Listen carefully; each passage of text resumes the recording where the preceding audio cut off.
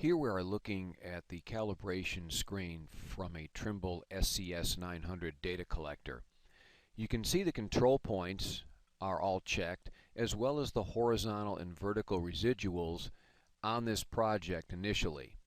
At the very top in bold print, it tells us that one or more of our points are out of tolerance. Our residuals are 56 thousandths horizontal and 34 thousandths vertical.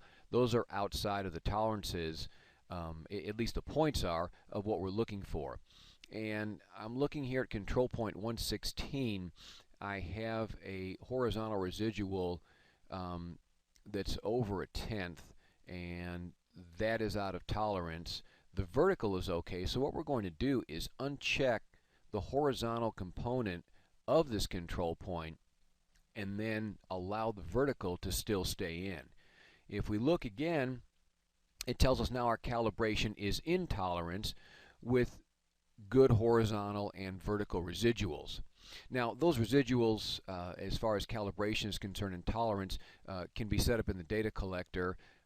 Obviously, you want as tight a calibration as possible. Don't get into the trap of trying to uncheck horizontal and vertical numbers to try to improve these. If you're in tolerance, it's oftentimes better to have these numbers, which are absolutely fine, and still have more control points. It provides better control for the job. Case in point, if I look over here at my horizontal residuals, I'm going to start taking out some of the larger ones. Let's say this one at 46 thousandths, and I uncheck this, and what happens is my horizontal residual drop from 32 to 29 thousandths. It's a few thousandths, and it doesn't really matter to me. It's more important to have these points included because it provides a tighter calibration.